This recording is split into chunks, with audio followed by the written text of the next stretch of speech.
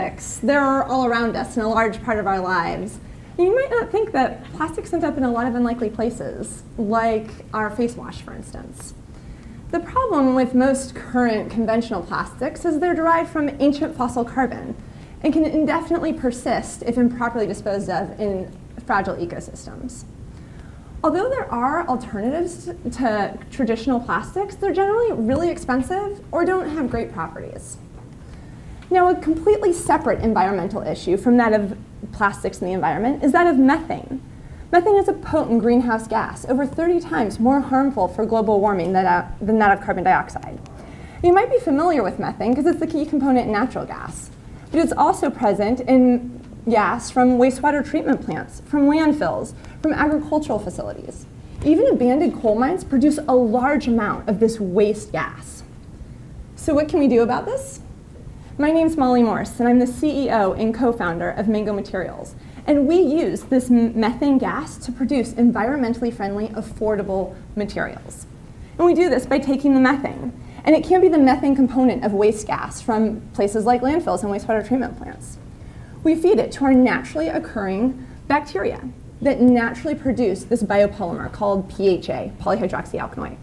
One of the unique things about this this polymer is it can be produced and transformed into environmentally friendly plastic-like goods. And one of the unique characteristics of these plastics is that they can biodegrade in a wide range of environments, including environments where no oxygen is present. And when no oxygen is present, that's called anaerobic conditions, the end product is actually methane. So we can have a completely closed loop cradle-to-cradle cycle. So it's our mission to transform this waste product into affordable, environmentally friendly plastics. And just before I go any farther, these terms are thrown around a lot in the industry. So before I go farther, I'd like to clarify this. That when we say something's biodegradable, that means it's prone to enzymatic attack. It's what happens at the end of its life. And if it's completely biodegradable, that means the carbon in a material goes completely to the end carbon element. So CH4, CO2, carbon dioxide, methane, single carbon. That's completely different and completely not related to biobased. Biobased is, where does the carbon in a material come from? So you can have a biodegradable plastic that's actually made from ancient fossil carbon, from oil, or you can have, like our Coke plant bottle, for instance, that's made from rapidly renewable carbon from sugar cane or corn, but that's not biodegradable at all. And just to confuse everyone, a bioplastic can mean it's biodegradable or bio-based, or in Mango Materials' case, if we're using rapidly renewable methane, it's both. So you might think you're familiar with biodegradable plastics. We actually used some in our breakfast this morning. And you might say, oh, I had a straw of that, it turned into a noodle. And oh, that plastic, I put it in my home compost, it persisted, it didn't biodegrade. Well, that's actually generally a different type of biodegradable plastic than what we produce at Mango Materials.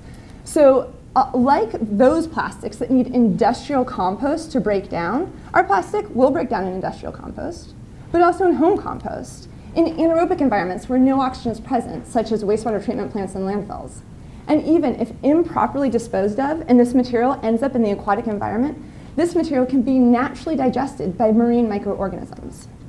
So the material that we produce is called polyhydroxyalkali, PHA, and what we're producing at Mango Materials right now is called PHB, polyhydroxybutyrate.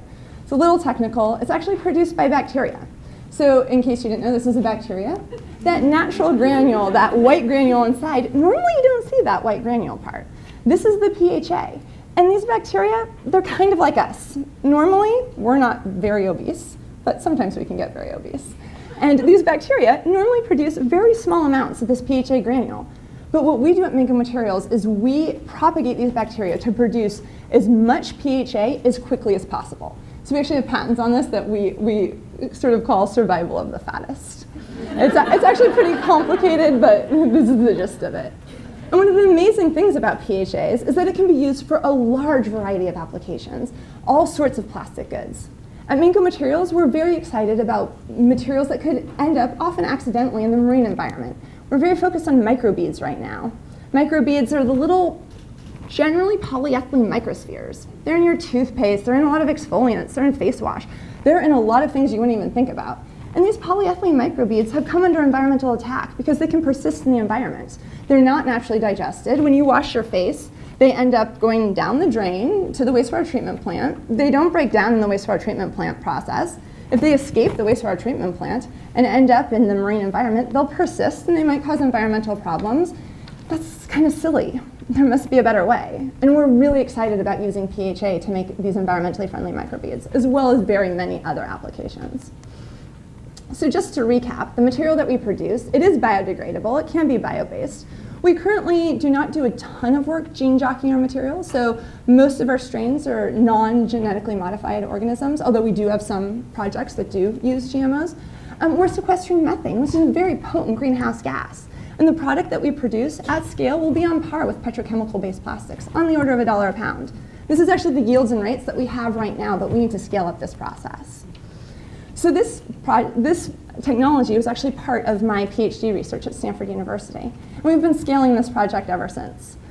I wanted to go a little bit more into the history of our process, because I think that's kind of why I'm here, is to explain a little bit about my story. So in 2008, I was a PhD student, and I really wanted to go to this anaerobic digestion conference, because I was really excited about anaerobic biodegradation. And I went to a conference with 300 people, and there was maybe like 2 women and maybe 2 people under the age of 50.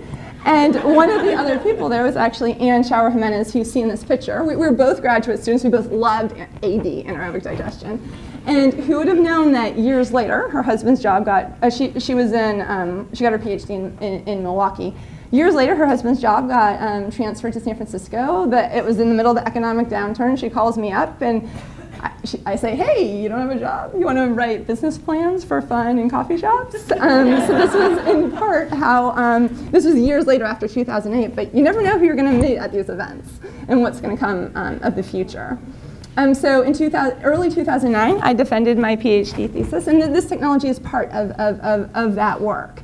We incorporated Mango materials and started writing business plan competitions for fun in our free time, as well as grant applications and things like that. Our first funding came through in January of 2012. This is a picture that was published in a local newspaper.